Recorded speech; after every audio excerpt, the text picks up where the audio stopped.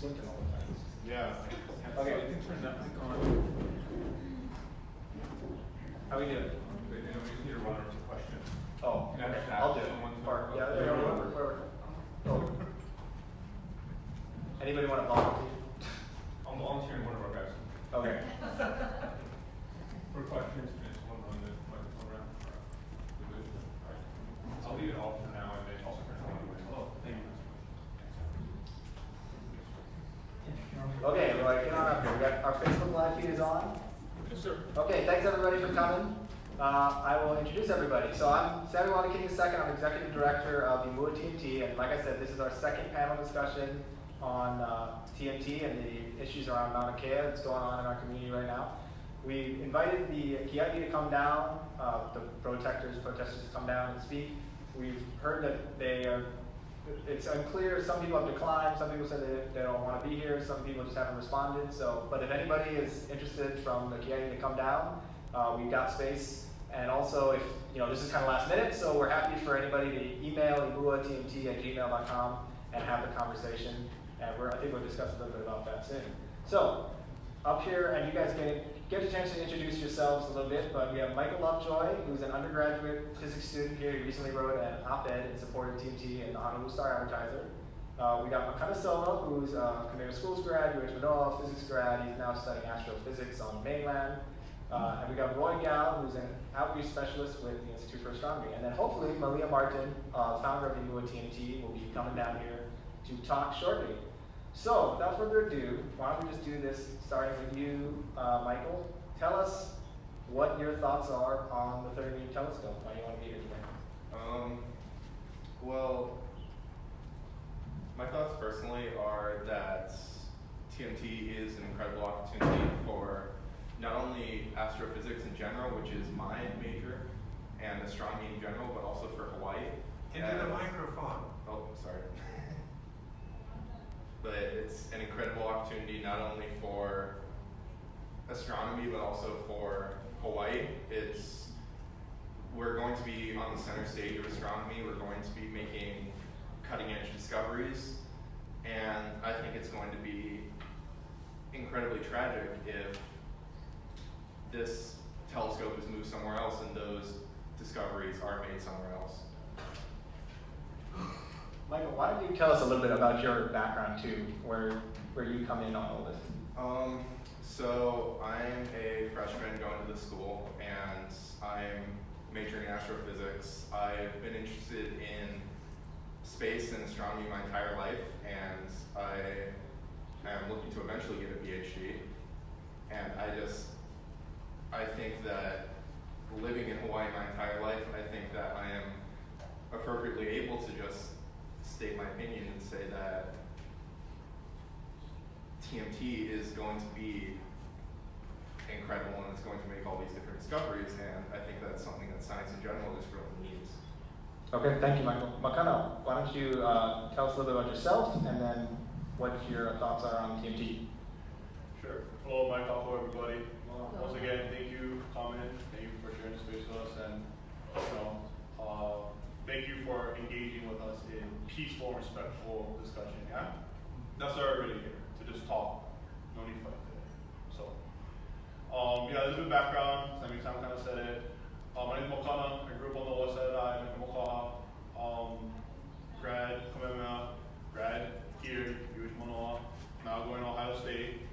Working my PhD up there in astrophysics, and for me, my testament, my reason for even being up here and being involved is to advocate for TMT. And my journey through science has been more than just physics, but my lens at which I see TMT as being positive is through a very cultural perspective. For me, I feel as though it's such an honorable way to give and pay respect to the kupuna before us, to the people now who study the stars so much, how the skies have been so ingrained in our culture, and I think to do that in a modern way and to perpetuate that forward is such a beautiful homage to our legacy and what we as Hawaiians can do, how Hawaii, the people of Hawaii, can be leaders in that movement. That's all I have to say. Roy, if you like. We're going to ask you more questions, don't worry. Roy, why don't you tell us a little bit about your background and your thoughts on TMT?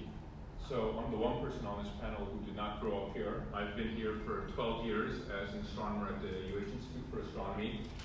I came as a research astronomer. I grew up in New York. I lived in California, Virginia, Maryland, but I've transitioned into doing community outreach for the Institute for Astronomy, and that includes something like 200 events a year where we engage with 20 to 30,000 people across the islands.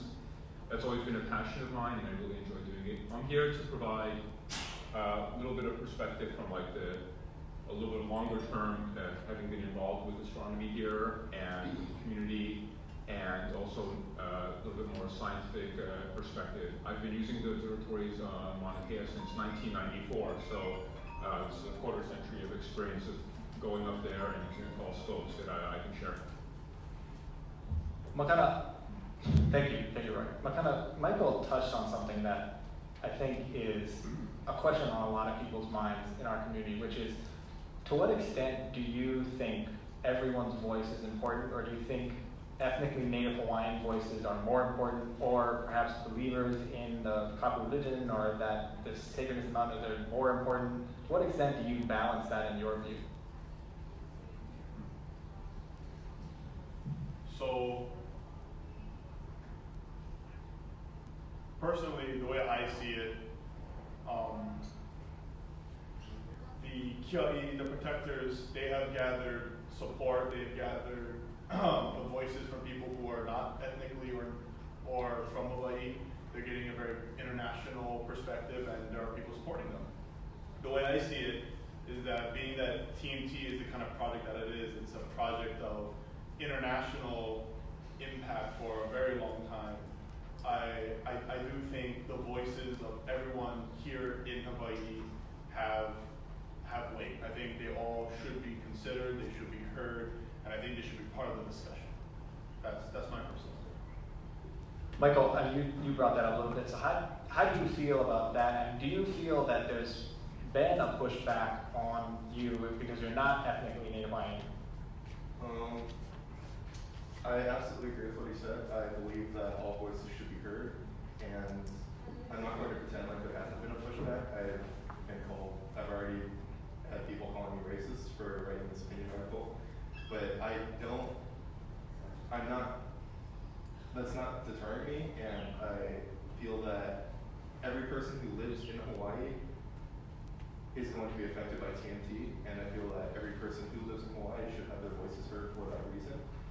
And I feel that since this is a multinational, multi-million-dollar project, I feel that as many voices, even outside of Hawaii, should have their voices heard, because more voices just means a more informed understanding.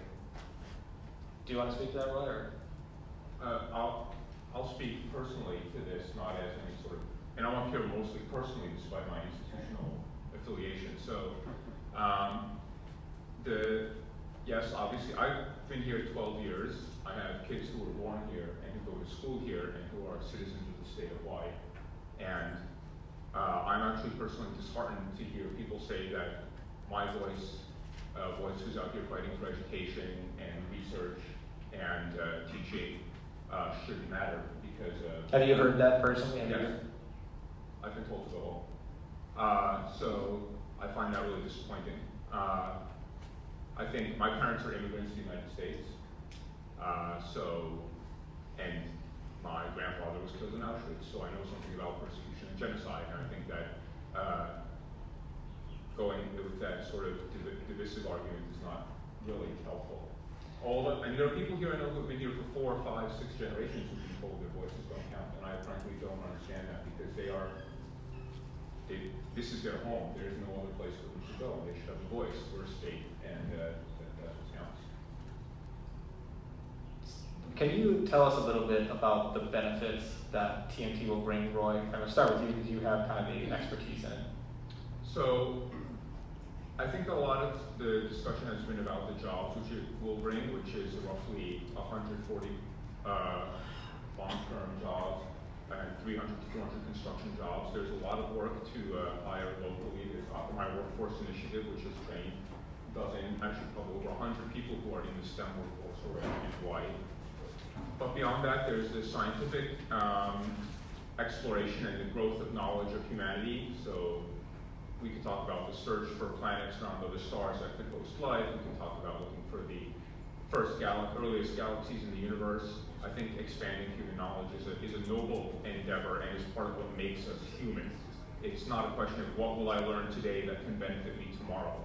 There was just an article in the news that the adaptive optics technology that astronomers developed to remove the blurring of the Earth's atmosphere is now being used to image cells in the human eye to try to address degenerative diseases, because you have to be able to correct for the deformations due to the fluid motion in the eye. And it's the same technology that has now been adapted for that.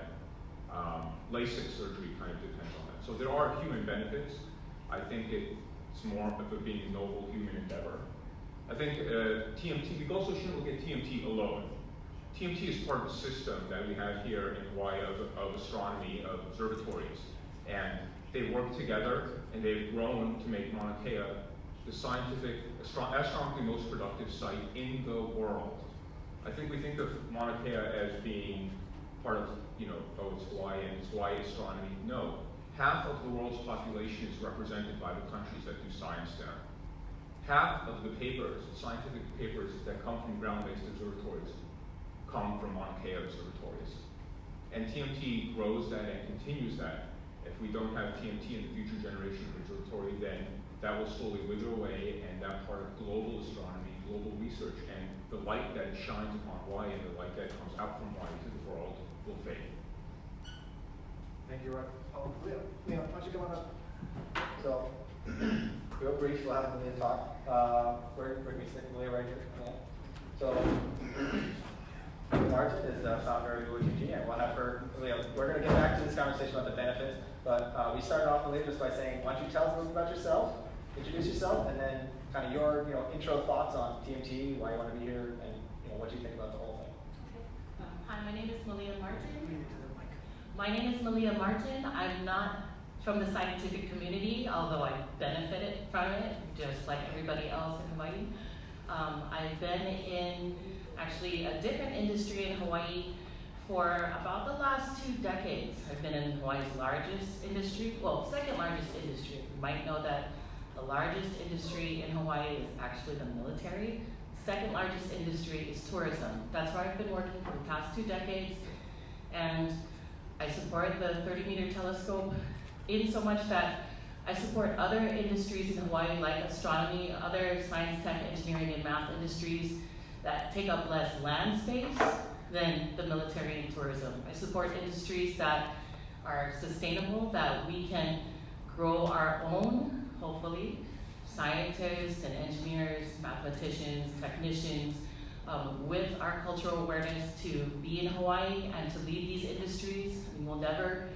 I don't think we'll be able to get rid of, and this is my opinion and observation, I don't think we'll be able to get rid of or leave military or the tourism dollars coming into Hawaii, but it would be great if we could welcome in other industries that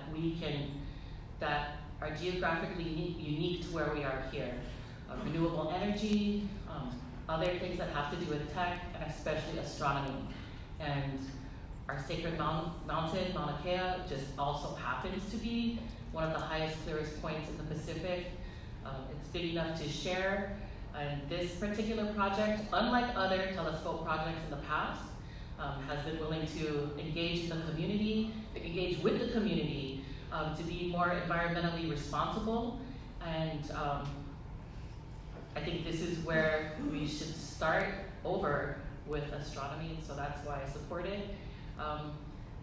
And that's who I am. I'm just one voice, but I know a lot of other people share these same ideas, and hopefully they'll put their faces out here, but in the meantime, you have me, so yeah. Makana, I wanted to kind of ask you the same thing about Roy. What do you think about, can you tell us a little bit about the benefits that you know of for TMT, and why you think those are important for Hawaii? Grab the mic. Oh yeah. Okay, so I guess for me, twofold. I don't want to take up too much of the time, but You know, if I had to say one point on the scientific aspect, then feel free to correct me. But being, the TMT will be, well, a 30-meter telescope. The primary lens would be 30 meters in diameter, right?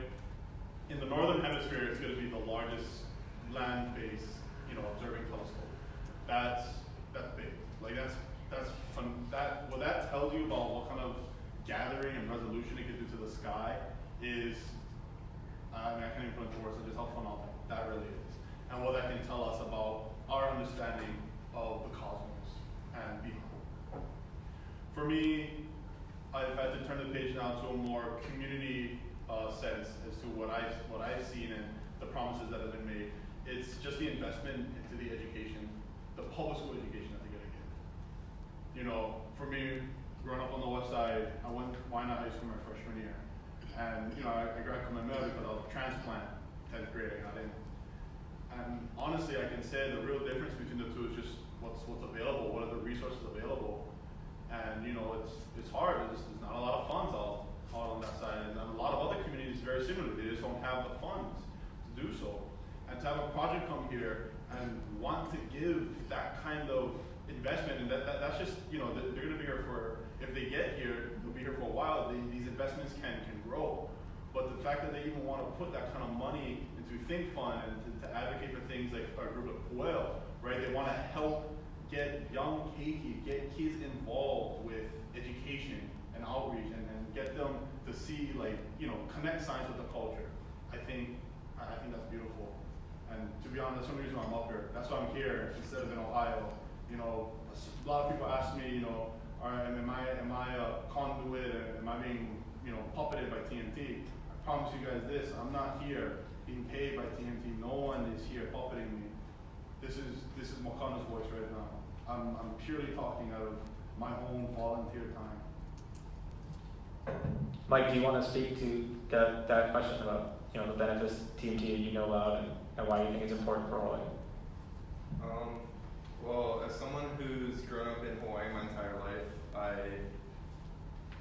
I feel like we absolutely need more scientific education in our schools. I feel like we need more scientific education in the entire country, not just in Hawaii. And I feel like TMT's Think Fund is a great step in that direction. If TMT didn't care about our community, they wouldn't be doing this. They wouldn't be, like, this is a lot of money that they're putting into this fund. And if they just wanted to build their telescope and go away, they could do that, but they're not. They care about our community and they want to do this. And I feel like it's a benefit to everyone, including Hawaii, that we can just go through. Why did you feel it was necessary to write the op-ed that you wrote, Mike? Well, especially from coverage of the media, I feel like there's been a lot of coverage of the protests and a lot of coverage of the anti-TMT movement, I guess. And especially since our student representatives have come out in support of the protests and against TMT, I felt like I just wanted to say that, hey, not every student in Hawaii, not every student from UH is against TMT. In fact, a very large group of people actually support this. And I wanted to state my opinions on the matter, and I wanted to state that young astronomers are very much in favor of this.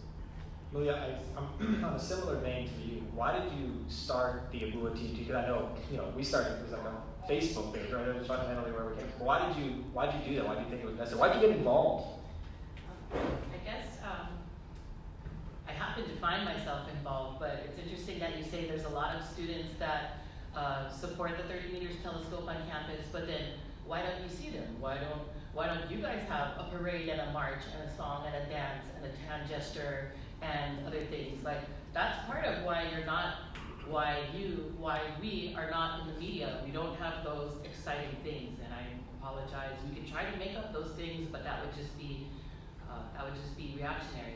There are a lot of people who support these things, and it's kind of overwhelming. I mean, I'm wearing blue. I feel safer if I was wearing red. I get I get welcomed when I wear a certain shirt. I get stink eye if I wear another shirt.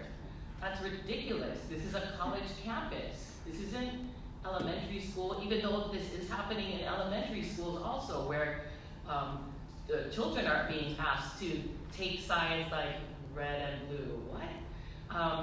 Part of why I decided to be involved and stand up is because I just to show other people that it's okay, it's safe to show that you support this thing from science. You don't have to be, I mean, even if people are making fun of you and calling you a colonizer or that you hate Hawaiian culture because you're okay with the industry of astronomy, it's okay to show your face. So that's part of why I'm just out here showing my face. And it has made a few other people feel less afraid, which is too bad. Like this, why are, I really hope that people who support the 30-meter telescope, people who support science, tech, engineering, and math are not out there bullying people who support the Hawaiian culture. If you support the 30 meters telescope, if you support STEM industries in Hawaii, and you're bullying or harassing somebody who's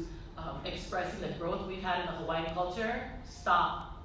In the same way, if somebody does, this is like basic kindergarten playground rules. If somebody expresses their love for science and that they care about the future, please don't call them a colonizer, unless they are, but you probably have to have a conversation with them first. Please don't call them just anti-Hawaiian or even more a fake Hawaiian just because they're wearing the wrong shirt or at the wrong parade or at the wrong march or singing the wrong song. Part of why I'm being involved is just to hopefully bring common sense back into this whole, I mean, supposedly there's the law of aloha in Hawaii and you know, things like that. They market that in the tour industry, but I mean, we are definitely unique from other states. There are things that make us more welcoming than other US states, but part of why I'm standing for what I believe is kind of like just being the nerd in the class that gets picked on. Like, I'm tired of seeing that. So I hope that if any of you support the 30-meter telescope and your friends are harassing you, your family, your ohana is harassing you and calling you a fake Hawaiian and not loyal to your culture or against the growth of Hawaii, don't be afraid because that's not true. And I hope everybody finds out more about the facts of what's really happening. Pakana, why don't you speak a little bit to that Yes. issue? Well, actually, I just want to kind of go off of what Malia is saying. You know, we're all allowed to have our opinions. We can have our feelings how you feel. You know, that's fine. That's okay. If you have a problem with something and you want to stand up for it, in my opinion, that's fine. But I think, like what Malia is discussing, is when you start to infringe on other people through violence and through bullying. Because then we're all just tearing each other down.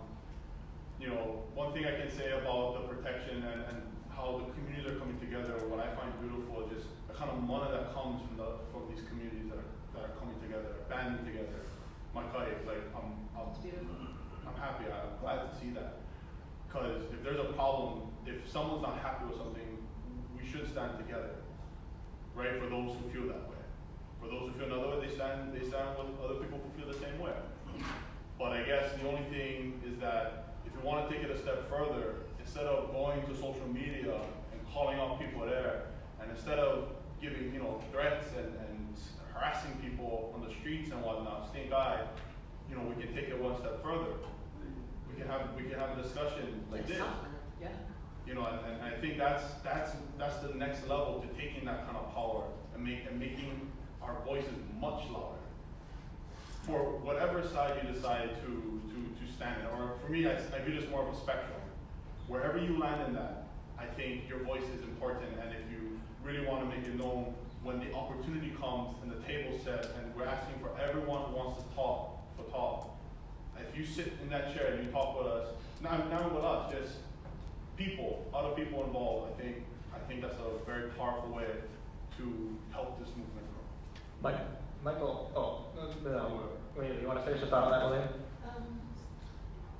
I think a lot of people who are against the telescope will be very surprised at the number of people who are for the 30-meter telescope and astronomy in Hawaii, how many people sympathize with and support reform for Department of Hawaiian Homelands, reform of Office of Hawaiian Affairs, and many better environmental management, not only of the Mauna, but of other sources of energy in Hawaii.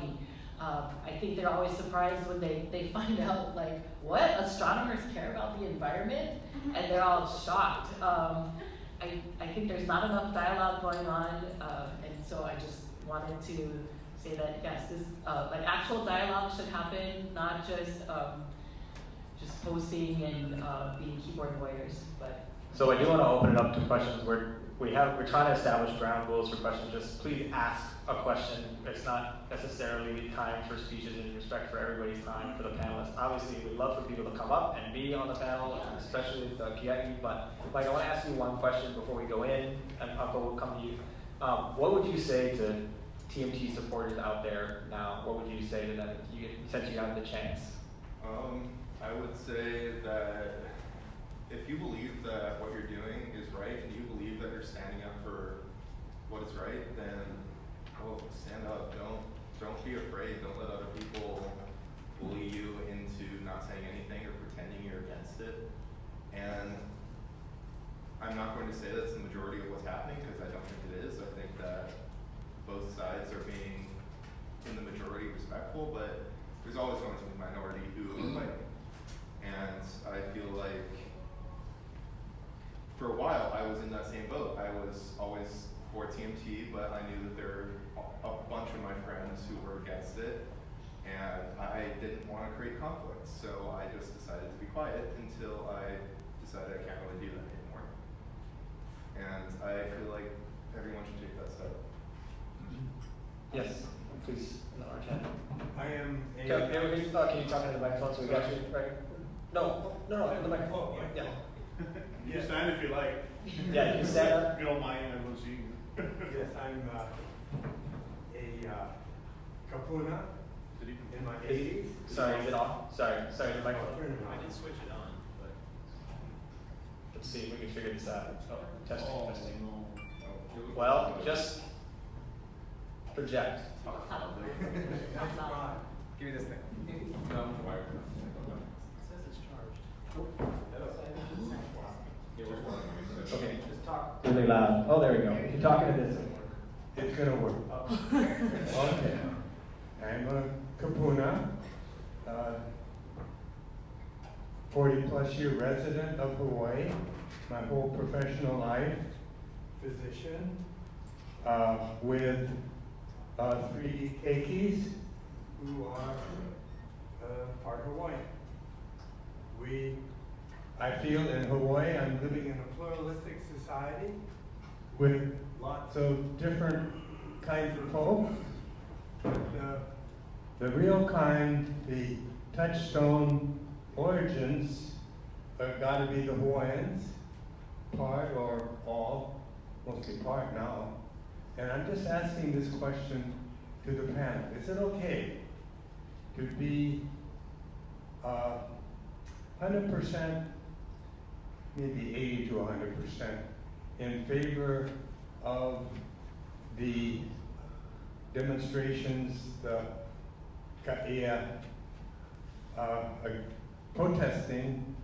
protecting from the TMT, and also be 120% for the TMT? Because I think that what's going on is 2 good things: Hawaiian sovereignty, cultural expression, values, and also science and economy. And if we were talking about some kind of Amazon store or some kind of pipeline or something like that on Mauna Kea, there's no question about it.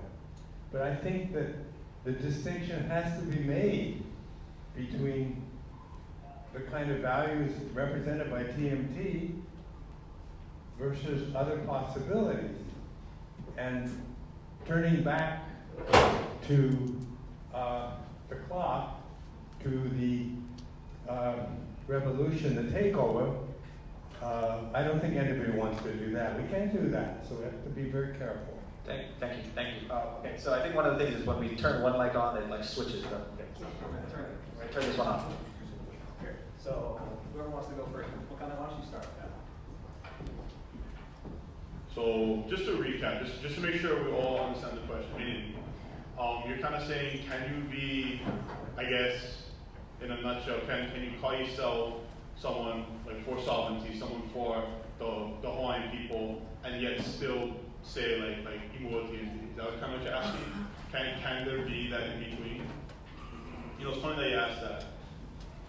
And I think this varies from person to person. For me, and this goes back to my intro, I think so, to an extent, right? For me, I do believe TMT coming here can be pivotal in as a people, how we can grow and how we can benefit. And you know, I know we call it an industry, but really what it is it's a science. It's not these industrial parks. It's not going to be creating pollution in that sense. It's a place of it's a place of learning. It's a place of knowledge. And I think that coming here, and then they're taking that ike and sharing it, you know, coming down. I think that's kind of I want to answer your question first. I can go on that later. But I think for them to take that ike and share it, not just with the world, but share it also with the communities here in Hawaii, the other communities. I think that's a great way for us to perpetuate our culture, perpetuate who we are as a people, advance us as Native Hawaiians. I'm not saying we're not advanced now, we're advancing, I'm telling you. But this coming in is just cherry on top, in my opinion. That's just my opinion. Yeah, I agree with both you and Makana. I think if you talk to most of us, and I'm going to speak personally, we recognize that we can be of benefit to the community. We recognize that actually the growth of Hawaiian language, my son is 6, he's in kindergarten. There have Olelo Hawaii. He comes home and he knows hundreds of Hawaiian words after a month in school. That's awesome. I love that. And I think that perpetuating the culture through language, they have a lot of discussion of Aina and things like that. You would find that astronomers are incredibly environmentally responsible. We're discussing how do we teach climate change in astronomy classes, for instance. The observatory staff, they take care of the place. It's not a mess. So I think we share a lot of cultural values. I think that the movements that have come up in the recent years related to TMT have also forced astronomers to think more critically, more carefully about how we can engage those communities. And out of that have grown programs like UH Manoa, where Hawaiian immersion school students are naming astronomical objects with Hawaiian names that have physical meaning within them by talking to the astronomers that we discovered those objects with telescopes in Hawaii. And the culture is perpetuated by students who are learning the language, but they're also learning the science at the same time. And to me, that is the kind of thing we are thinking about more ways to do that. We have programs like Maunakea Scholars and others that integrate, students into preferentially at Native Hawaiian certificate public schools into the science. And I think we're seeing a lot more of that. I wish we had done that 20 years ago, to be honest. But we are doing it now, and I think that is clearly an outgrowth of some of the community discussions, because when TMT came and asked, what do you want from us, one of the answers was we want education, and science education, and not just astronomy. And that's why they put money into Think Fund, which doesn't just go to astronomy. There's funding for the preservation of the A'ala, the Native Hawaiian crow. What does that have to do with the telescope? Absolutely nothing. But an animal is endemic here, and it is part of the culture, and so that's where money flows. And integrating these things, I think, is the way forward, and it is happening. So I don't think they're independent.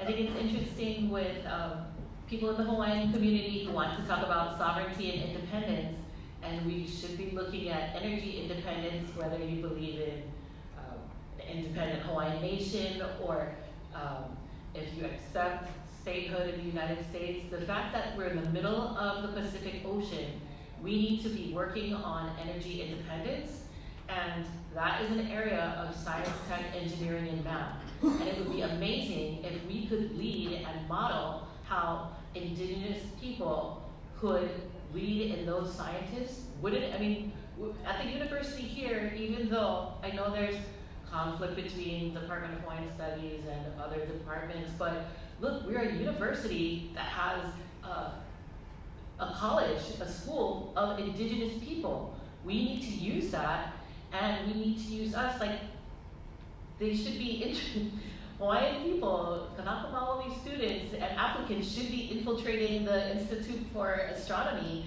to be astronomers or other science areas so that we can shape these decisions in the future.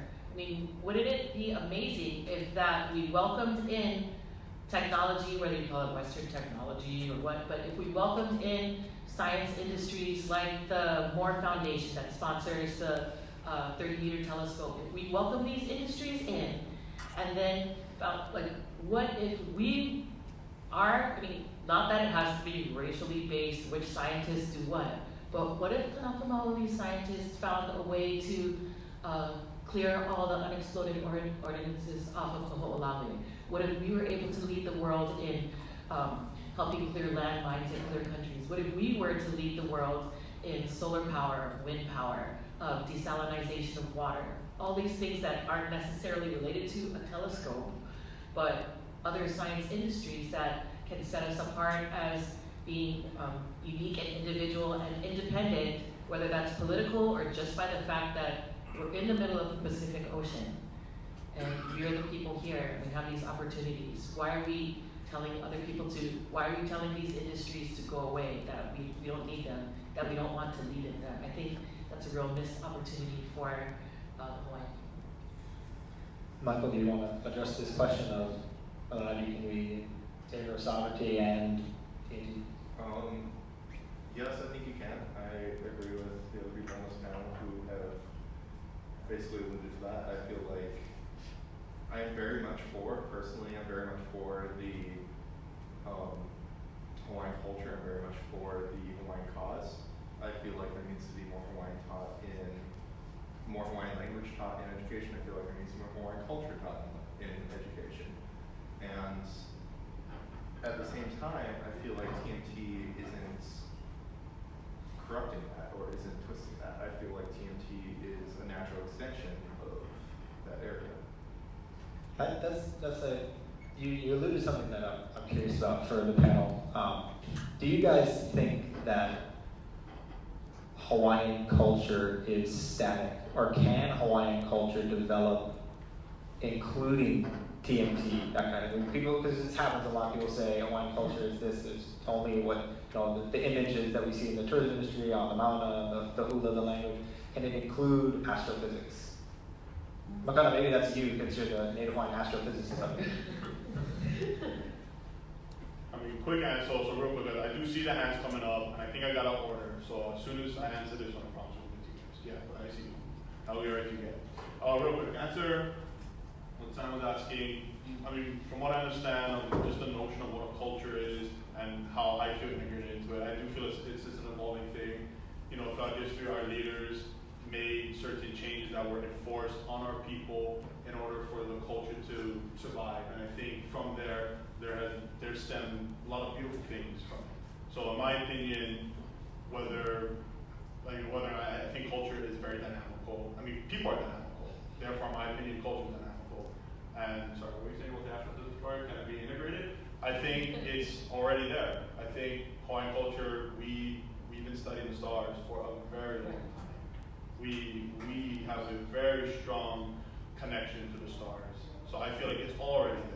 I feel like now we're just taking another step further, is in my opinion what we're doing. So whoever else wants to take it. Well, we'll get 1 second. I know Makana was promising hands. I want one more question before we go down there. We'll get to you, Auntie, and then we'll come over here. Excuse me, he rose it. No, yeah, he's Oh, first. sorry. Okay, Okay. I'm after him if that's okay. You got the order? I think he was next.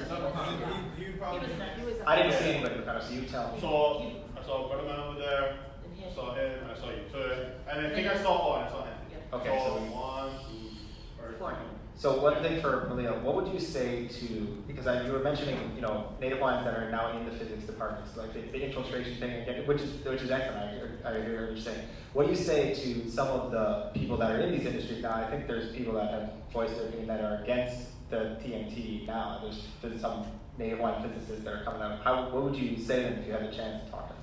Gosh, what would I say to them? I'd say that's unfortunate because, kind of just like with representation in general, like not just Hawaiians, but women. There used to not be women in science. There used to not be other people of color in science. There used to not be a lot of Hawaiian astrophysicists in science. So, I think representation is important. People should be aware of that. And also just ultimately, I really believe with the Hawaiian culture, people say, our ancestors discovered Hawaii, but they didn't need telescopes. We didn't not use tools. With all with Hokulea, with everything, as a navigator and a voyager, you're using tools. You don't just Jedi mind your way around the ocean. You use the wind, you use the stars, you use patterns in the ocean, you use the birds, you use all kinds of different tools. Telescopes are just another tool that we can use and excel at. And I don't know why other people don't want us to excel with these tools. So who is up first? Okay. Let's see. Okay, Turn it's that going one off. See if we can pull this off. Oh.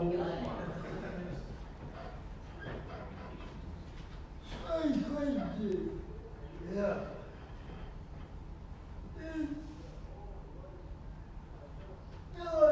TV, great. I get that. But Maunakea, okay, but how can we think about music? Telescope, when there are still in Hawaii who are waiting for home. This is human in Hawaii who are on the visit and who are homeless.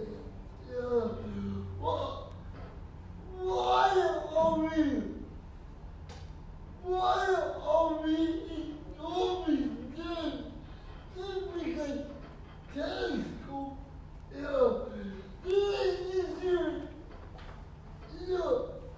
Hawaii is a real culture, and if the Hawaiians had a home, okay, but the Hawaiian homeland are so involved with people are no visit. How can we go on TV when there's still people waiting for Hawaii home? Everyone wants to take us to Hawaii. How can we address that? Thank you. Just to repeat for Uncle, what you were saying was, how can we be worried about the telescopes on Mauna Kea when there are still people, Hawaiians, waiting for their homelands and while they're still on the list? That's one of the main things that you said. Okay. On the DHL list for DHL list. I think that from my understanding, the DHHL list it's an atrocity, it's a travesty, right? I mean, that is a complete failure of a government entity to do what it is supposed to do. So then I would encourage everyone to camp out in front of the DHHL Reed's house or the DHHL offices, or prevent them from getting their paychecks until they do what they're supposed to do. All right, we're not cutting off DHL paychecks. But there are many things happening in Hawaii that have nothing to do with Hawaiian homelands that we could say we should block them, whether it's building a new hotel or a new mall on the slopes of Mauna Kea, that they're unrelated. to me, they're unrelated. One is a failure of the state agency, and that needs to be fixed. TMT is bringing investment into the community that will help the community, unlike a foreign-owned hotel, for instance, where the profits flow out. There's no profit in TMT. It actually is taking money from the taxpayers of other countries and funneling it into the economy of Hawaii. So it's exactly what's useful here, and it's taking advantage, as we said, of a geographically unique capability that Hawaii offers. Whoa! Why Maunakea is the most secret land in Hawaii. Yeah. Everything else been taken away. Yeah. Maunakea right now, on your own. Why is that away too? Uncle was saying, why Mauna Kea? Why the most sacred place? Because Hawaiians have had everything else taken away, just in case anyone didn't hear him. I'd just like to make a comment about why are we looking at telescopes, or some people have said in outer space when there's Hawaiian people on the Department of Hawaiian Homeland list that are waiting.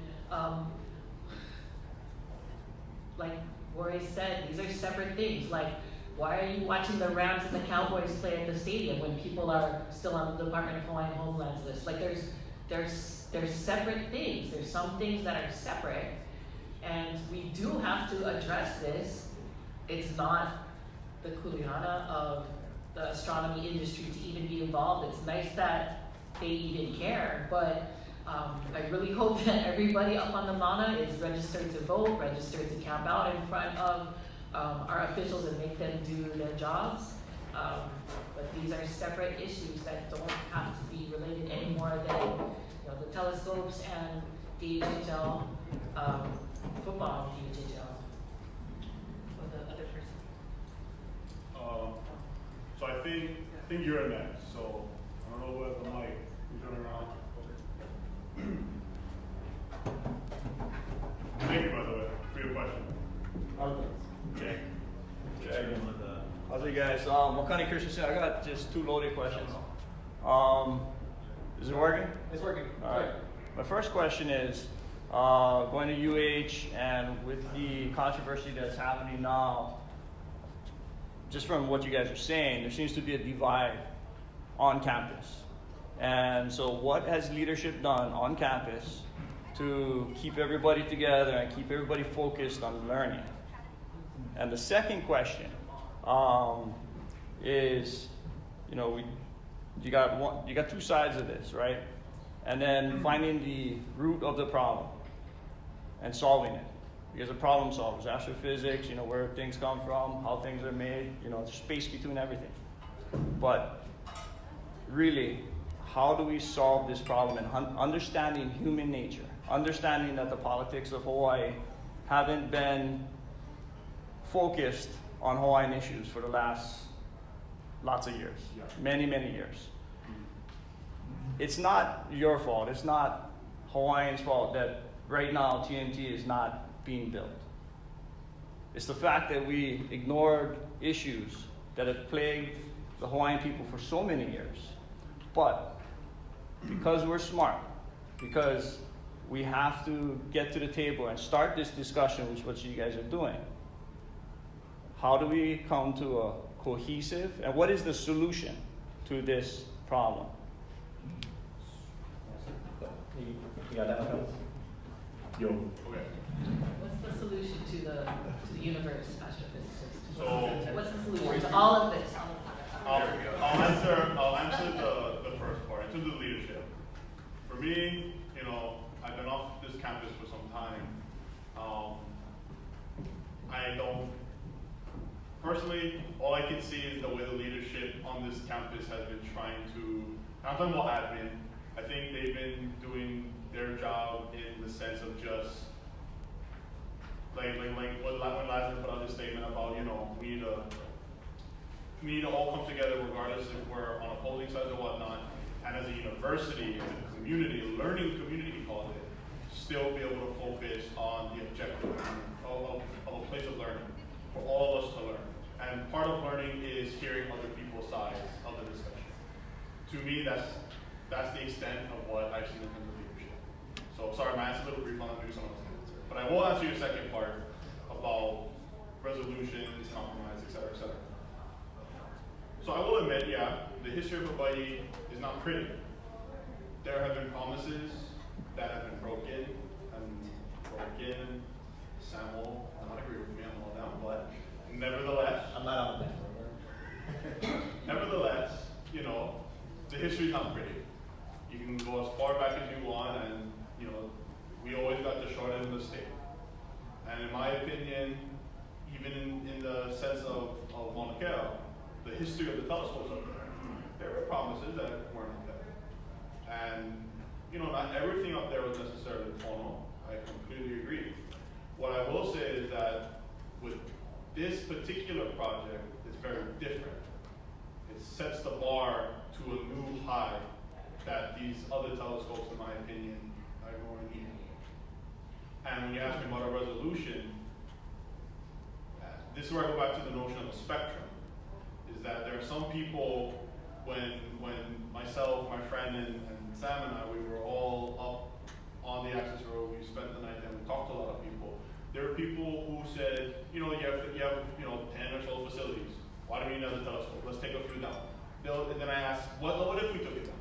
They said, okay, maybe we can have that discussion of that compromise. Then I've talked to other people who actually said, the only compromise is removal of everything. No way out. And there are some people who also were not familiar with what exactly TMT entails. There are some people who still think that, you know, like it's nuclear power and whatnot, and that, you know, me personally, if it really was, I would not be up here functioning right now. So nevertheless, that's why I said, to answer your thing about a resolution, I don't think it's a very black and white thing. I don't think there is a way to just hit a target and say, okay, we're all happy. Because I think there are people who are standing by this for different reasons. That's my take on this. Anybody else want to speak to that question? I'll say this as the person who works here at UH. I think leadership is torn. They have groups on this campus that are representing a wide variety of viewpoints, and right now they're basically trying to stretch their arms as wide as they can and essentially keep campus together. And I think that we, as an educational institution, I would like to see more emphasis on a little bit of the facts. There's an incredible amount of misinformation about the observatories and TMT and what's happening there, and I think what's part of the reason why I'm here and doing these panels is trying to address some of that. I also think there's a lot of misunderstanding or lack of knowledge of Hawaiian history and Hawaiian culture. I think as UH moves to be more of a place of Hawaiian learning, I think, you know, when I came here 12 years ago, there was no orientation to Hawaiian culture or language. Zero. Nothing was required when you showed up. So maybe those are places where we could think about how part of what the university does is provide more of a background to that. And I know that they're trying with that in certain ways. So I think there are places where we can do better. Otherwise, as to what is an answer that everyone can be happy with, there's nothing in life where everyone's happy with the answer, right? So I'm a New Yorker originally, so I'm going to say bluntly, someone's going to be unhappy at the end of this. And in fact, if everyone's unhappy, you probably come to the one compromise you can get to. So we all have to give a little, and that's why the original comprehensive management plan for Mauna Kea called for 3 observatories to come down in 2033. And that was already known in 2000 when people were discussing what the plan would look like. So agreeing to remove 3 by the time TMT starts operation, and now just the other day, the UH Board of Regents is asking that 3 telescopes be decommissioned essentially in the next 3-4 years, plus 2 more by 2033. We're talking about removing 5 telescopes and building 1. I think that's a compromise in my book. Other people will say it's not enough of a compromise, but I think that's where the astronomy community is willing to give up. Or some are not willing to give it up, or we don't want to give it up, but recognize that we may have to surrender scientifically productive observatories. Not all of the ones that will come down are obsolete. Some of them are productive. UCURT, which is being talked about now, is one of the most productive telescopes in the world. And we're talking about closing it while it still produces good science. And not everyone's happy about it. Maybe some of us don't want to make that compromise, but the university, Board of Regents, is saying that's what we should do. So I think people are willing to go a pretty far distance to try to bring TMT in the future for astronomy to Hawaii. And I'm hopeful that people can somehow come to that middle road. Leah, do you want to speak? I do. I think that's a really good question.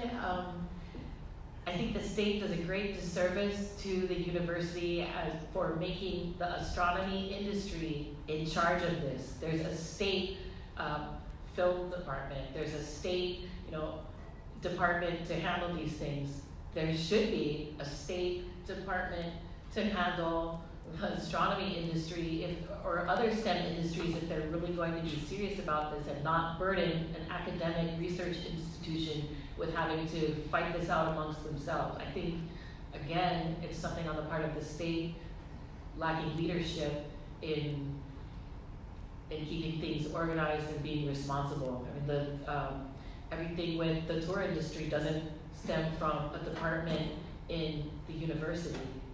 That's too much for, I think that's too much for a university to bear, to have to be policing and organizing these things for something that is global. I think the state could be more involved and is just not being responsible. Where it could be more responsible and only having the University of Hawaii being the main venue that has to do with this. But who am I? I'm not a scientist.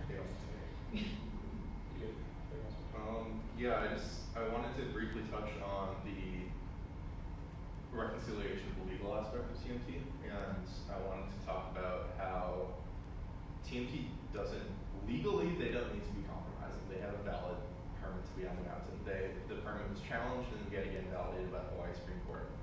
And the fact that they're willing to compromise, the fact that they're willing to take down these telescopes and they're coming to the table to talk about this stuff, I think it shows incredible character by the multinational coalitions. And I also think that the executive branch, being the people who should, in my opinion, be in charge of making brokering a deal between these two parties, has, for lack of a better term, has decided to stick their head in the sand. Yeah, they've abdicated their duties, and they've basically decided to overrule the judicial branch. So we have one gentleman here who is a supporter of the Kieti, and he's willing to come up and speak a little bit. So since we ran through this round of questions, sir, thank you for coming. No, we got to share right there. We got to share right there. So why don't you sit down, introduce yourself, and tell us what your thoughts are. Yeah. What I'll do is I'll introduce myself, and then I'll give probably about 3 talking points about how I became like an active Kieti, I'll say. So my name is Harvey King. I'm originally from Guatemala. I was raised in Michigan. I'm non-Hawaiian. I joined the Navy. To become a spec warrior officer one day. I ended up being an airplane mechanic. So I was a sound observer for a long time. Got to really observe the United States. Got some deeper problems, issues like we already all know. Came to Hawaii. Worked on cleanliness. Started recycling to environmental compliance. Environmental compliance turned into sustainability studies at Windward Community College. So that's how I'm now currently the student assistant in sustainability, sustainability club treasurer. Last year I was the club president and on student senate. And where that puts me now is where certain elements kind of like one thing led to another to where now I'm an active Kieti. It does have a little bit to do with my own cultural heritage, my own cultural roots. So, some could interpret that as being biased, but I don't think so. I think there's, the matter of solidarity shouldn't be portrayed as a deep biasy. So, first thing, last year, President Lassner, he walked up to the campus steps here at Campus Center during the Kanaka Maui event, and this was how this is the introduction into everything. Was we had to stop TMT now Lassner sign up and all that. I'm sure you guys have seen that sign. And I was there just as a sustainability club president of Windward, right? It's one of the highest indigenous serving institutions in the nation, Windward Community Colleges. And we spoke, and where President Lassner kind of was not willing to acknowledge the history of the institution in how it's well documented that Hawaiian culture hasn't really been, or at times when the culture was looking to become like more instituted, and it wasn't, and it was repressed, and it's well documented.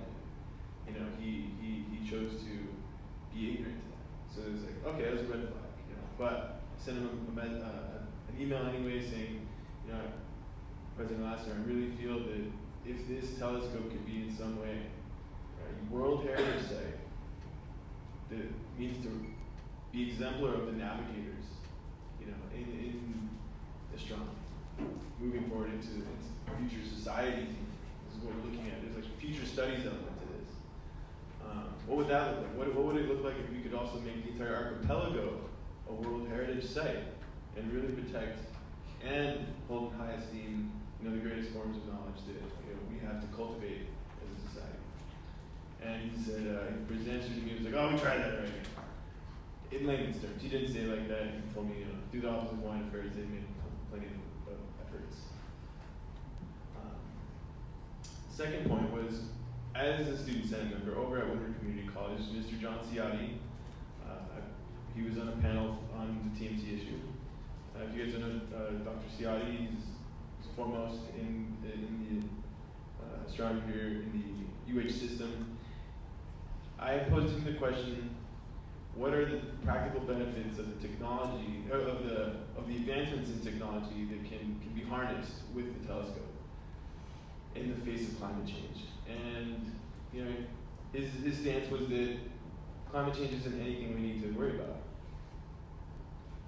It's more so a matter of being ready for any kind of nuclear atomic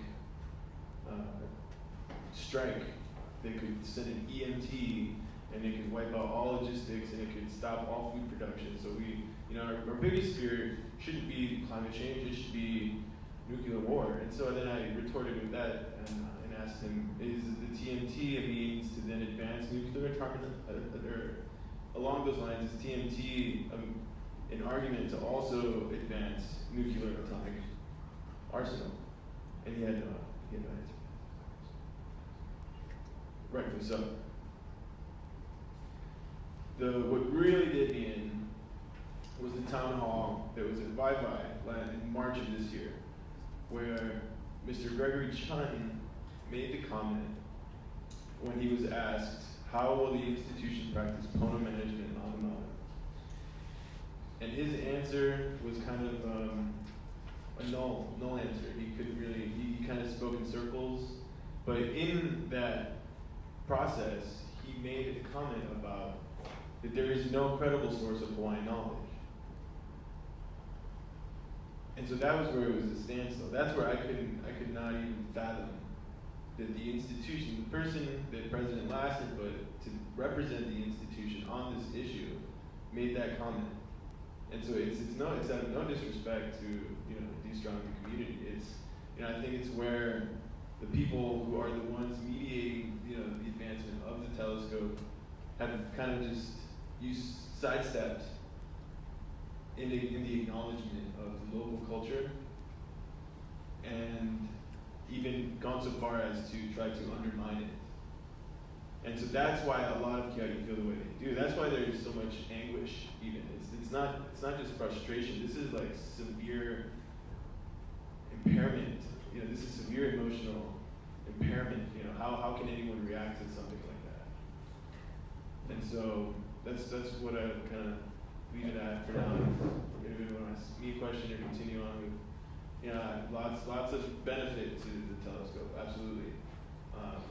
But we can't just sidestep the facts of the history and how it's damaging people who are embodied? Well, first off, I see your hand and I see another hand, but just because you didn't ask a question already, we're going to give it to him. So you have a question? Yeah, you mic. Yeah, let's run it up there. So, yeah, make sure. Thank you, Sorry. Bob. Thanks again for opening the invitation. Oh, Thanks for coming. Thank you. Sorry, I'm the last Oh, hold up. Is that on? Yeah. Is that working? Check that. Hello. There we go. Okay. So firstly, I think there are a couple of things. I'm from Ireland and I've lived in Hawaii for about 11 years. If we go back to April 18th of this year, David Lassner signed, along with Governor Ige, along with the majority leader of the House, along with all the major mayors, and with the Chief Justice, they signed up to Global Goals, Local Action, which are the United Nations Sustainable Development Goals. That's fundamentally a human rights document. Everybody signed up to that, and presumably Governor Lassner was representing UH. Well, part of the United Nations Sustainable Development Goals is also the United Nations Declaration on the Rights of Indigenous People. Have any of you read that document? I'm somewhat familiar with it, but I don't know if you guys are. So nobody's read it. 148 countries have signed up to this document. And we sit here, and we look at people like the Kurds, the Sudanese, the Amazonians. Let's pick your favorite indigenous group. And we're all appalled at the type of things that happen. But if you go and read that document and what it mandates on a human rights, humanity, and moral level, we are currently violating that left, right, and center, period, and under international law. These guys have all signed up to this. Nobody has an argument with the science. And I am going to just correct you, and I understand you're saying that TMT gives back to the community. But to say that there is no profit motive is absolute nonsense. The Canadian organization that supports the Canadian commitment is 100% profit driven. The notion is to get IP out of that, intellectual property. That's false. How much? That's false. That? That's false. I used to be an astronomer in Canada. That's false. That agency, if you go and look at their mandate, and I challenge you to do so, that's specifically what it says. Go and look at the page. You may have worked there, but you didn't read what their mandate was. Uncle. So that's a fact. Sir. No. Let's go on with this. Your IP portfolio, how much money have you taken from that astronomy program since inception? Your current VP has a mandate to double from $500 million to $1 billion the value of your IP portfolio. Who's VP? He's a Greek guy, I don't know his name. Okay, I'll answer this and someone. No. Wait, no. that is not astronomy, that's UH entirely. That is perfectly related fine. to your program as a revenue generator. Furthermore, of the countries involved in this program, namely India and China, they have hundreds of mountains that are higher than Mauna Kea. Why isn't it being built there? And as you're talking about concessions It doesn't just have you're talking about concessions of decommissioning telescopes. Those telescopes should have been decommissioned years ago. And furthermore, in the language that Lassner uses in his latest submission to the Board of Regents, talking about accommodating Hawaiian spiritual practices, that's the very language that is appalling. That's not a concession, that's a right. And that condescending language is part of the issue. Why don't you want astronomy to be conducted in Hawaii? Beg your pardon? Why don't you want astronomy to be conducted in Hawaii? Nobody's saying don't have it. Nobody's saying don't have it. And actual fact, one of the most famous astrophysicists in the world, Neil deGrasse Tyson, has come out and said, right, probably the most famous astrophysicist in the world, has said that the decision as to what happens on Mauna Kea should be left up to the American people. Yes. Can I step in at this point and offer, well, this is good. This is where change happens. This is where economics. This is the invisible hand of economics in this room right now. And I say that because this is divisiveness and not unity. well. This is not divisiveness. Well, because that. Okay, what, hold up. So we the ground rules that we were trying to establish for this reason was that we would ask questions. You said a lot, sir, thank you very much for sharing. I think one of the questions that would be interesting to address, and I think Roy, you can speak to this, and I think everyone would like to know this, is how does the profit motive work in the investment? Because he brings up an interesting point, because Vasily Sirmos did say in the newspaper that UH is going to get billions of dollars in grants in research, which obviously I think is an excellent thing, but I understand that there's an issue or a perspective on that. So why don't you share, Roy, how the telescope building industry works and the time that's spent on the telescopes and that kind of thing. Is that okay, Mark? So what I'll say is let's try to play who's got the stake game. And so you came declared, and now it's time for this. We'll just hear him out, please. So I think there's two aspects of money that you might be talking about. One is all universities do generate intellectual property from which they attempt to generate funds to support their research or make spin-off companies or whatever. So that's separate from the way that an institution like the TMT is structured. You can shake your head, but we are part of that. That's right. Just let it continue for now. The way that the observatories work is that they have a construction cost and an operation cost. And universities or countries come in and split up those costs in relative to the partner share, and then they receive observing time on the telescope commensurate with that. And when I go and look at a galaxy with a telescope, I may generate no profit for a business. The observatory doesn't generate any external profit. TIO is a non-profit LLC. So all of the money that goes in is expended for the construction costs. And so they don't generate a profit that way. On the Canada side, it's the Association of Canadian Universities for Research in Astronomy that does it, which is similar to structures that we have, the AURA, the Association of Universities for Research in Astronomy in the United States. They're just a group of institutions that do research in astronomy, and they are attempting to gain more astronomical knowledge. External grant funding that we're trying to bring into the University of Hawaii, for instance, is funding from NASA or the National Science Foundation that funds research. So when I write a proposal for funding for NASA, they might give me some money to do my research so that I can pay a student, and I give some overhead to the university that pays for the electricity, for the paint on the walls, the seats that we're sitting in.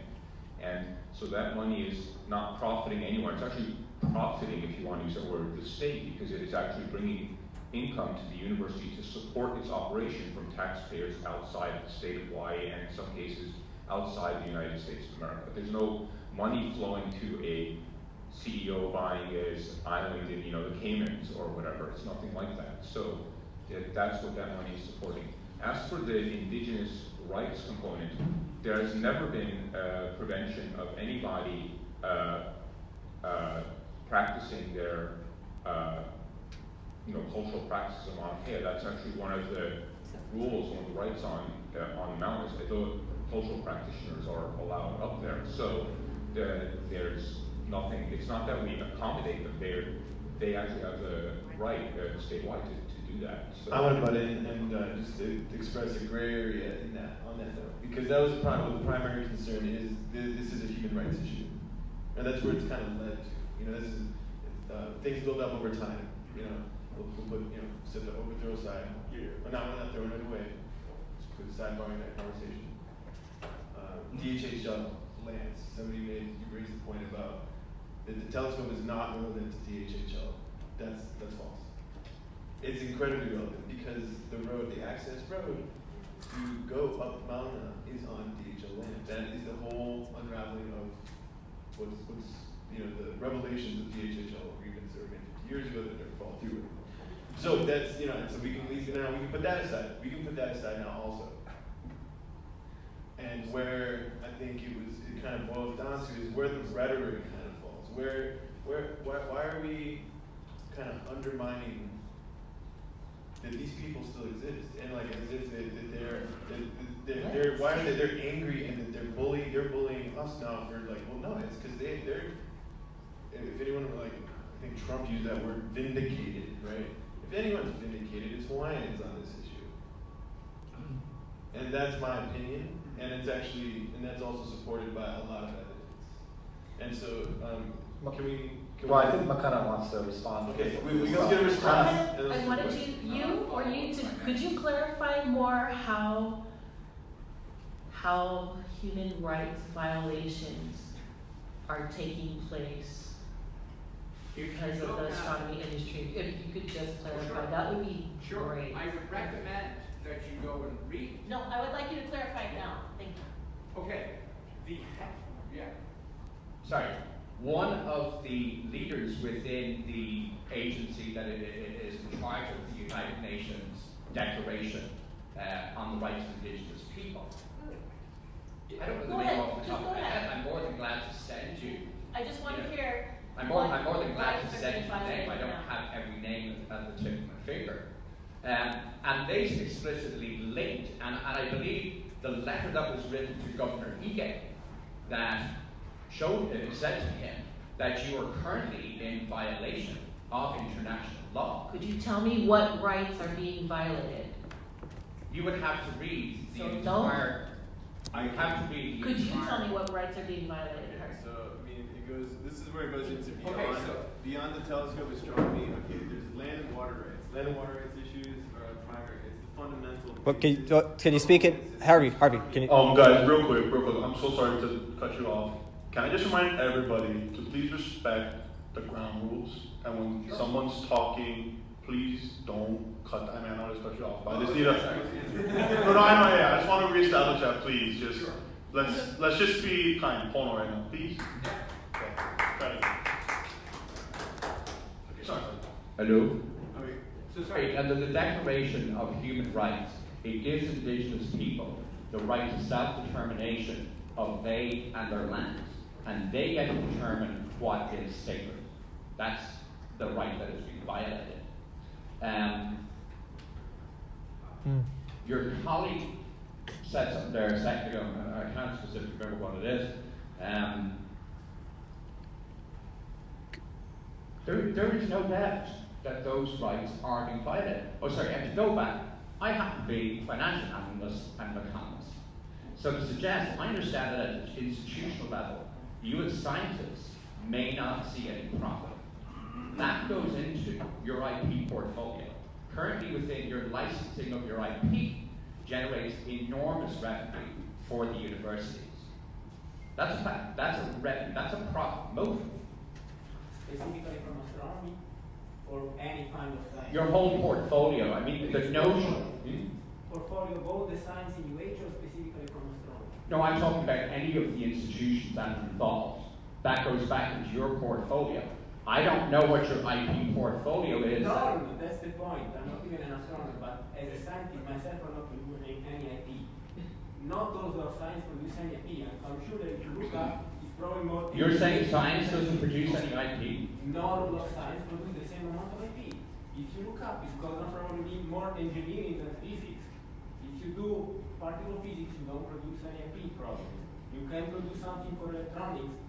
Excuse me. Sorry. Yeah. I love the energy, guys, but once again, if you guys want to have a discussion of like that kind of specificity, we can do it after.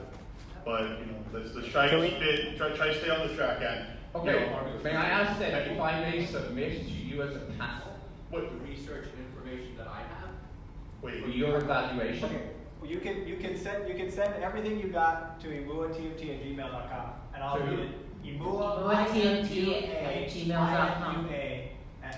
imuatmt@gmail.com. Send it all to me. I'll look at it. But right now, he's addressed something about the funds that come in And my question to the panel is that a negative? Is that some sort of a problem that you have? Hold on. Just I want to ask you, is that, he's saying that there's a profit motive, that the UH will make money. What do you think of the fact that money will come to the University of Hawaii as a result of the telescope being built? Could I speak to this? Absolutely. I'm going to be honest, I'm not going to act like I'm an expert in the intricacies of how research in astronomy works. I'm a freshman. But I don't feel like the idea that a university is making money immediately disqualifies TMT from being built on the mountain. TMT is still going to do great work. It just because a university may or may not be making money doesn't mean that. Yeah. Something isn't evil just because it makes money. It's not. It's still a good thing. I mean, our state legislature doesn't fund universities 100%. So where do you think universities get the money to operate and teach? Well, let's not ask more questions. I got you, boy. So, sure. Oh well, I think we got a couple people that have gone. I just want the panel, since they're here, to be able to speak to him. Malia, why don't you? Yeah, we'll jump over here. I definitely want to hear from you guys too. But the point about indigenous rights being violated, is it being violated by the astronomy community or something that has to do with the state? You're talking about e-game, getting separate things. So I would respond to that because Yes. it seems to be like this debate point almost. And so it's like my whole thing is just like diffuse the debates a little bit and just kind of at least acknowledge each other through this process, and that it's not really putting in question the astronomy community or the TMT project specifically all the time. That's not to say it's not in question by many. I'm saying it's all the time by all, you know, like myself included. I'm not putting you guys in question, you know. I'm not here to do that. I'm here to try to find the like mean between extremes, believe it or not. The sentiment behind that is that there are, lost my train of thought. It happens. We talk about indigenous rights Right, and the indigenous rights. human rights violations. It's the human rights violations that aren't being put on the astronomy community. Right. Well, it's very complicated, and so, but it's not to say they don't exist. And where they don't exist is, you know, where the self-determination comes in, and you have someone who represents the institution formally, per se. And I'll be, you know, upfront. Dr. Gregory Chun making his comment that there's no credible source of Hawaiian knowledge is an act of, you know, of that. And then not only that, when President Lassner then gives him, upgrades his job as to the advising the entire Maunakea issue, after he makes that comment, then that puts the President Lassner in question just by default. So, can I ask the panel real quick, just because you brought this up a couple times? What do you think about the question of a credible source of Hawaiian knowledge? I mean, and Makana specifically, since this question of self-determination has come up, and Malia, since you also are Native Hawaiian, what do you feel like your self-determination as somebody that supports the TMT is being imposed upon by the protests or not? And what do you feel about that question? And you know, and these comments that he's saying that Rich Chun said. Sorry, what do you mean by self-determination exactly? Like, Excellent question. I think the idea of self-determination is. how do I feel as a Hawaiian wanting to advocate for this kind of thing? Yes. I mean, it's mixed, right? I have some people in my community in Waianae, they don't agree with all the things of TMT and whatnot, but they still say they can support me. They say we're proud to have one of our own, a Hawaiian, peacefully stand by what he believes in, right? Do it with aloha and to talk, to get involved. I think there's a dissonance. I can tell there's a dissonance here already. With the microphone? Or? No, with the. Oh, sorry. There's a dissonance in the understanding of self-determination. Self-determination is when you have for yourself the right to determine what is what you believe, what your cultural practices are. There's a dissonance there. Yeah. Oh, okay. Kind of going back to my intro, I guess the real quick answer is, okay, well, he included the part about the kia'i. So I guess for me personally, without outside influence and just how I view what the missions of TMT are and the promises that they give to not just the stewardship of the Mauna, but to the community and education, I find that to be a beautiful way to continue evolving and perpetuating who we are as a people, because we're all about learning. Throughout all Hawaiian culture, this is about learning, right? It's a fundamental part of it, growth, and I think that's one way in which that's being promoted by something like TMT. Do I feel resistance from now if I add the community aspect to that? I will say, again, it depends, right? I just stated one side, but there are other people who, there's straight up other people who tell me, like, how can you call yourself a Hawaiian and believe that? So, it's whatever. They're words, they're hurtful, but it's their opinion. And I let them have their opinion. I say my opinion, they say theirs. So I will say it's been kind of a mix. There are some people who've challenged me on that. There's some people who straight up say, like, that's not Hawaiian of you. I'll look at it again, whatever. So we've got to get a question right here, and then we can. Oh, you got it? Yeah, thank you, panelists. For the record, my name is Russell Homa. I had proposed a measure for having Maunakea and TMT be classified as a UNESCO's World Cultural Heritage Site.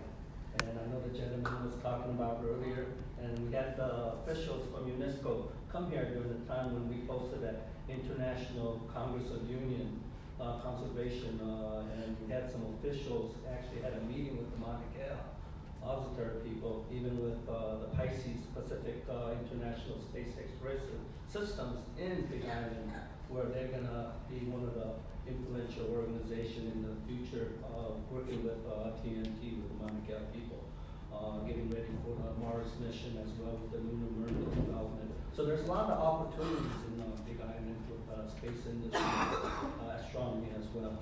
But my question is, I know that if we got to mitigate this, we need to move on. I know there was a plan that the Mayor Harry Kane came out with a proposal, which the Governor Ige signed on with David Lassner, the UH, and the OHA people as well. So they know what the ramifications going to be. It's going to be under the rule of law eventually, and we have to move forward. But we want to have a common ground where we want to respect the Native Hawaiian with their rituals, with their common grounds. So, my solution was if the panelists and between the pro and the con, between the TMT and Imua Manoa people, if they really understand what UNESCO went through with there is a preliminary report already done claiming Big Island, Mauna Kea Mountain, a universe of a window where the indigenous species of the Native Hawaiians have studied the past, present, and the future of blazing the stars. And as you know, what Mauna Kea means in the Hawaiian word means white cat mountain, where the natives used to go around the canoe and around the neighbor islands. And there's a landmark. Is the question then whether or not they know about the UNESCO process? Yes, that as well. So I just want to know the heritage that, it is a controversial. Mauna Kea is like a lighthouse, a beacon of light for the present, past, and the future, where we will educate the future, where Hawaiians can be the leaders of the astronomy world. Thank you. Have you heard of the UNESCO process? I didn't know. That's exciting if it could be a World Heritage report. So, That's information. So I didn't know, but what I do know of is where UNESCO, and there's a difference between UNESCO and IUCN. And one is a UN supported, one is its own thing. IUCN is its own World Heritage criteria that is based on the ecology. So that would be the premises, is that it's not just, because it's very beautiful, right? The entire island chain, jewels of the Pacific, very fragile. It's the entire archipelago. The United States Parks and National. IUCN versus UNESCO. Departments get Entire archipelago versus. Then it goes to UNESCO. Sounds good. So, okay, we got to turn in the mics by 4:30. So if everyone wants to hang out outside and talk to whoever, that's fine. But we got one more question, and maybe Uncle, hopefully we can jump back to you. But we got one in the back too. So you want? Okay, I'll just use this one. It's fine. Sorry, so going back to the question about the violation of indigenous rights, it's really about the cultural practices in actuality, because of what is happening. And we know that there have been recorded incidences on the Mauna between the astronomy community in actuality and cultural practitioners when they're going up and doing that. As far as the other question about who, the person actually, her last name is Z, Tristan Z, she's from the UN Permanent Forum of Indigenous Issues. She was the one that submitted the letter to Governor Ige in regards to the cultural practices and the violations of that. So I just wanted to get back to that for you. My question really has to deal with this divisiveness within our community, because we obviously see something happening, right? We know that there's a huge divide that's going on with our community, and I'm wondering, what is your thought? Why? Why this divide that is happening? We can, like we said, let's put sovereignty on the side and our overthrow on the side, because we know that's going to be part of the crux of it. But, you know, and you were talking about earlier about getting to the root. Yeah, we got to get to a root of a problem, because there's an actual divide that is happening. So how do we ho'oponopono the divide? So I'm curious to know what the panel thinks of that. Thank you. Why don't you go first? There may not be one root. When you look at a tree, there's not just, the one root. There's a lot of different issues. I think this is the start of it, this kind of dialogue. I wish there were more emphasis on the things that Kia'i and proponents for the TMT could get together about, that we have in common, that we want to change about the Hawaiian community, about the state of Hawaii. Like, what if all this energy was going towards reform for the Department of Hawaiian Homelands? I mean, how much energy would that be? Instead of like, you're protesting this over here and we're trying to not protest that over there. I think it would be important to look at the things we have in common. I think the opponents of those things are laughing and sitting aside, watching us like infight and not get things done. I think that would be part of it, looking at things that we have in common for Hawaii. Not that anyone has to change their views on how you feel about the Mauna or the telescope or astronomy in Hawaii, but look at the things that we have in common. That might be a start. Roy? So, I agree with a lot of what Malia said. I think, first of all, the astronomy community is tiny, relatively speaking, to the state of Hawaii, right? They're, even though our economic impact and things like that are considerable relative to our size. So, I think that there are an enormous number of problems plaguing the state of Hawaii that are, some of which are specific to here, such as the history and the indigenous issues, the housing issues, which have nothing, which particularly impact lower income people, which has relationship, but is not tied to, for instance, ethnicity. Problems with the education system. So I think what we see is, in a way, health issues, incarceration, all those things.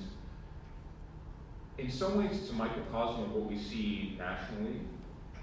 And when people feel this, and I don't mean this for the Native Hawaiian community, but in general, when any people feel like they're losing their ability to control themselves. I don't mean self-determination for Native Hawaiians, I mean self-determination as individuals. I can't buy a house. My family cannot live here. The cost of living means 20 people under one roof. I cannot have a job that lets my child stay here. I have no access to a doctor for basic health care. It's ridiculous. It's ridiculous as a word. And so when those external pressures come down and people feel powerless against them, then anything that is a little bit of tinder takes off. And that's what I feel TMT has been a flashpoint for something that it doesn't have, in many ways, that much relevance for, and in fact is actually tiny bit palliative. My wife is a doctor, and that's why we can afford to live in a house here. It's insane. The housing prices are insane, and yet there's still condo towers going up in Ward that are going to be bought at $1 million a condo by people who won't even live there most of the year. And so people who work in the tourism industry can't find a home. Let's fix that. Fighting a telescope is not going to fix that. Fighting a telescope is not going to fix the waiting list for DHHL Homelands, which despite $300 million annual budget, they can't build a house. But yeah, so there's, the shortage of doctors. I tell people a story of when we had students from schools coming to an outreach event that we went to, a STEM event, and students that came from one of the schools that serves, public schools, that serves mostly Native Hawaiian and other Pacific Islander people, The teachers were screaming essentially obscenities at the students. I was literally on the verge of tears watching how the teachers treated those students. And then people ask me how come there are a few Native Hawaiian astronomers. I'm like, this is the DOE treating students this way. They're not prepared to go into college. Let's fix those problems. There's bajillion problems in this state that if we put our minds to it and put the effort, the time, effort, money that's going into blocking telescope, I would much rather see us helping teachers. Go into a classroom and be a school aide. Share your wisdom, your Manoa with students. Help out in building a home for the homeless. Those are things where we can actually get together and solve societal problems. And that's where I feel like there's so much common ground when we all see these issues. We all see them. And here we are fighting about something that will bring knowledge to humanity. I don't get it. So, to just your question, going back to the whole point, kind of like the roots and everything. So, You got it. So I guess I feel as though going back to the notion of the spectrum, for even why some of the people are part of the movement, some people have different reasons for wanting to be, for being on it.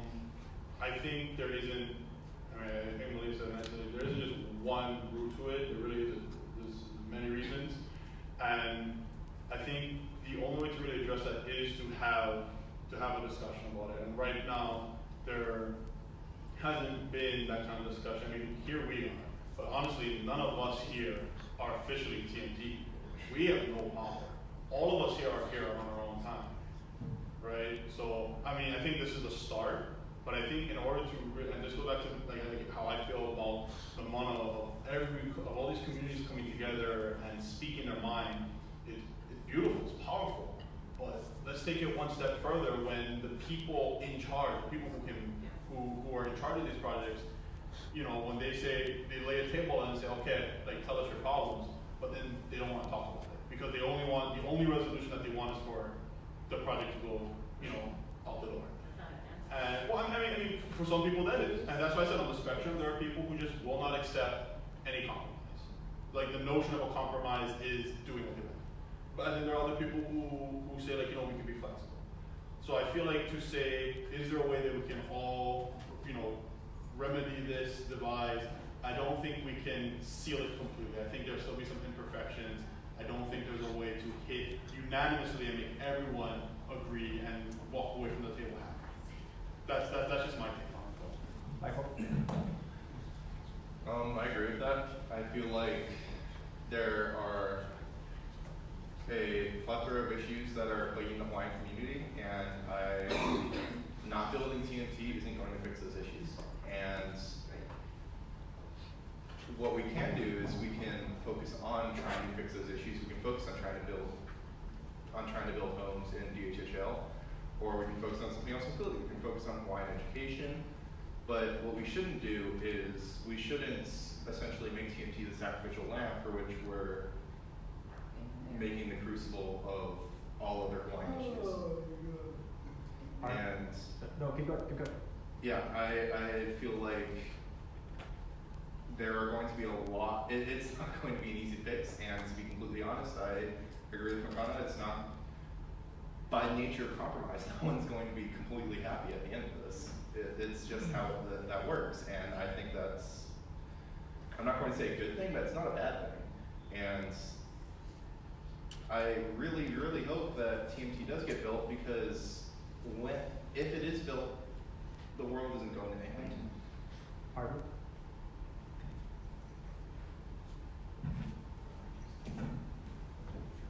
So the question on Ho'oponopono, really, I think the question is, how do we move forward?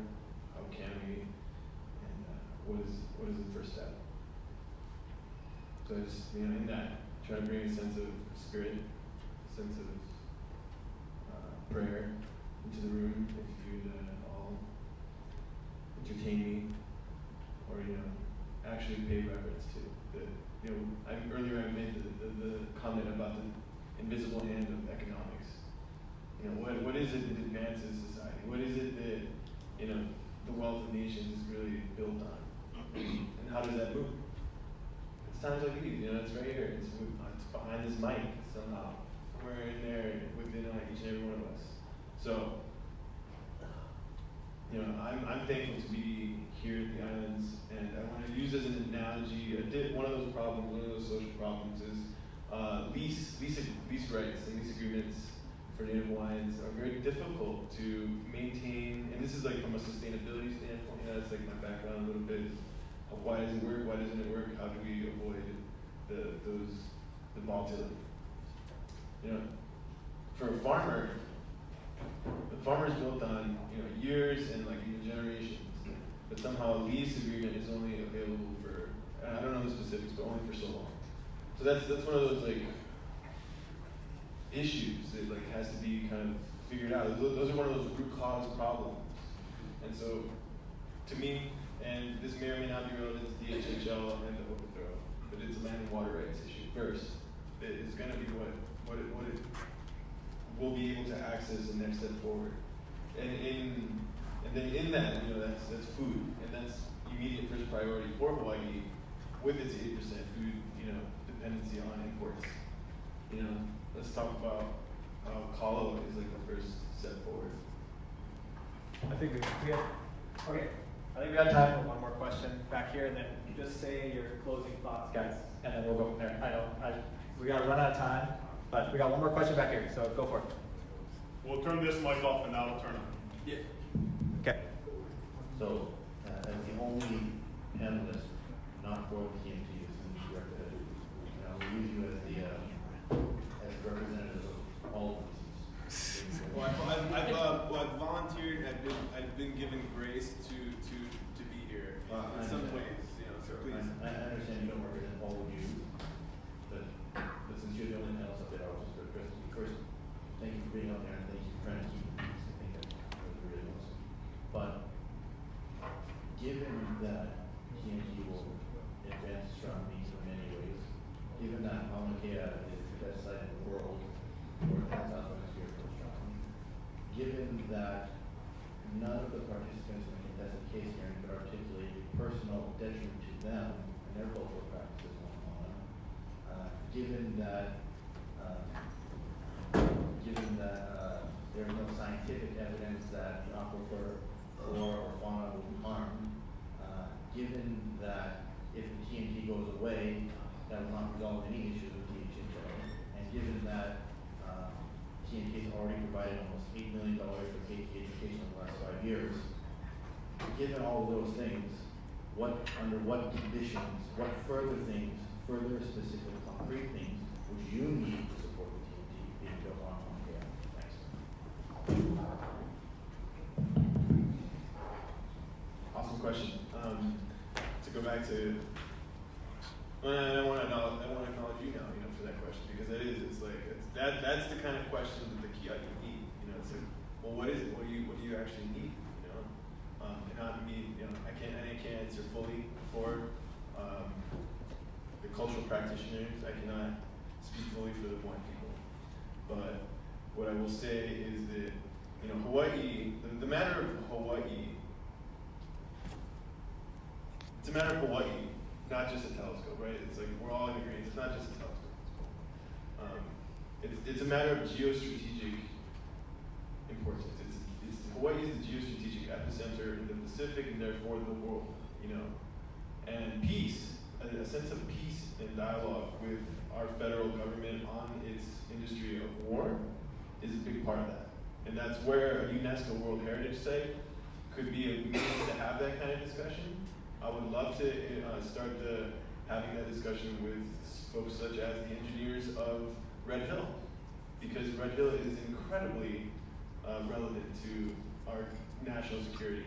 But I think it comes in terms of where it goes back to the social issues, the flip of the coin, and this is something I've been promoting for over a year now, is where national security is this forward president's mission statement, and I have, as a veteran, this experience of like going through and identifying how the mission becomes like this amorphous form that is accepted by all and understood by very few. And there are a lot of problems in the world. It's true. But from a domestic standpoint, you know, what does our national security look like from a domestic front? You know, look at California and the homelessness issue there. it's there's a things being left undone in society, and I think it has to do with the programming of our society is unstable. It's not sustainable. It's the archetypes that have led us here, and those are deeper things we need to look at. Where it's the universal forces are at work, and all we have to do is observe the outcomes. And Okay. so, it is a matter of national security moving forward. Land and water, clean water. Oh, the red hill. Shit. Thank you. Okay, so why don't you guys just give some closing thoughts about this discussion today, what you see? I mean, I think that question is good for everybody, but I mean, I know it's particular, but what do you want to see next? I can go first, I guess.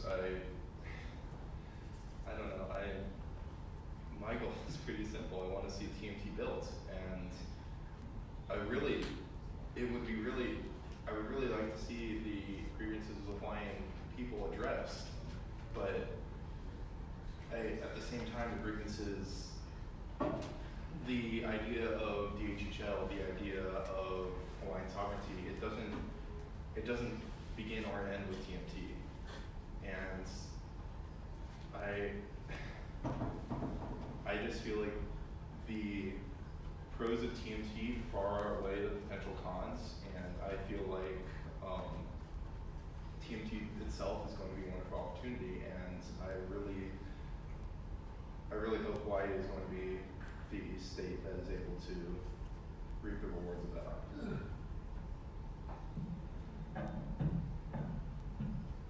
I guess for me, I had some final remarks. First off, once again, mahalo everybody for coming. Thank you for those who participated in the discussion.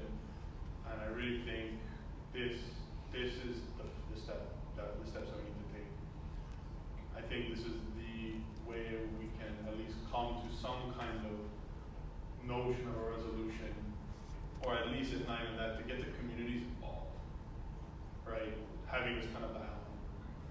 You guys heard already how I personally feel about it, so I'm not really going to touch on that really, but just I'm happy that, for people who either support it, don't support the project, somewhere in between, that you came here and you participated, and I hope to see a lot more of that for future discussions, and hopefully not just with us, but with other individuals as well on this side. Mahalo. I join in on Kana in thanking everyone here on the panel and for those who stayed this long, all of you. I especially appreciate you coming up and joining us here. I think I was actually gratified to not have to answer questions about aquifer and endangered species and things like that, because I think we've had a lot of discussions of misinformation, and I hope we can move past that and look a little bit at the bigger issues.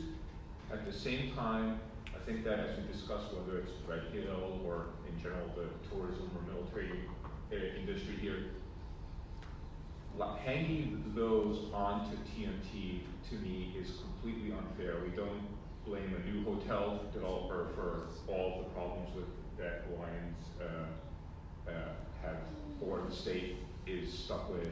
We don't expect any individual project to address all of those.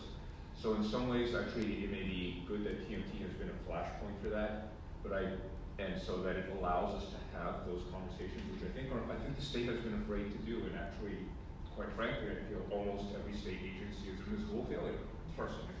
And I think it's time for us to expect our leaders to step We agree up. on something around in this room. Yeah. No, but actually, I think it's good that all of us, I think whether you oppose or support the telescope, we need to demand leadership that can get something done, but in a pono and respectful way.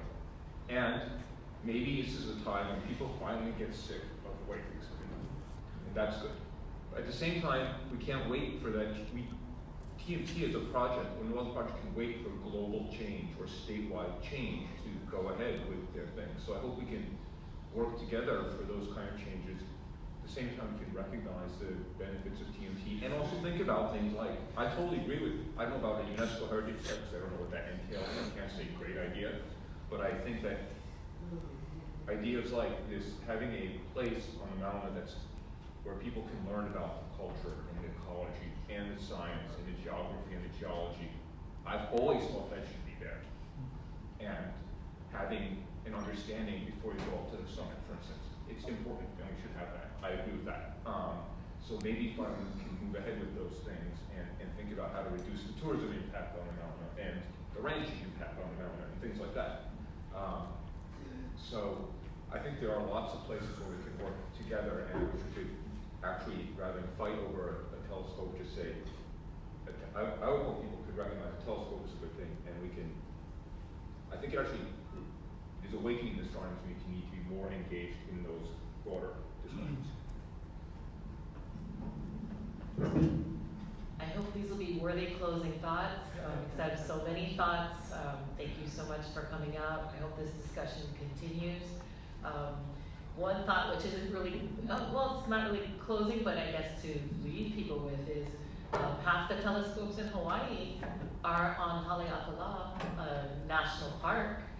They're managed and taken care of, and anyone who visits there has to be educated. It's regulated just like other things. I mean, if we were a World Heritage Site, that would be, I think that would be amazing. Tourists would come. Right, but we'd have to, oh my gosh, yeah. Well, but they would still have to be regulated, and there's a lot of things that need to be addressed. Many decades ago, I was here at this campus as part of Operation Kua'aina, and the thing that stood out to me, that influenced me, was that everybody was very angry, and that was one thing that cautioned me about some of the things that I see expressed by the Kia'i. Other things are very good and really beautiful that are being built, and I hope that we can all, I mean, I don't need to sound all like happy, flowers or anything, but I hope we can get right. I hope we can get together and meet with the issues that we agree on that can make an impact. Like Roy said, TMT is not going to, whether we have TMT or not, is not going to solve the issues that are affecting the Hawaiian community, indigenous communities. So in the meantime, we need to solve those too, but also, I mean, not being a scientist, but learning about astronomy. The Earth is moving, the planets are moving, and it's kind of like if you're a photographer and you're trying to take a picture at sunrise or sunset, the project has a specific amount of time before we move, the planets move, and we don't want to miss that window. So because of that, I hope the road will open and that we can move forward with it. The 30-year time. I want to ask everyone to please acknowledge Sam for hosting. Thank you. Public interest might sway, and I'll give you, since you got your hand up, what's up?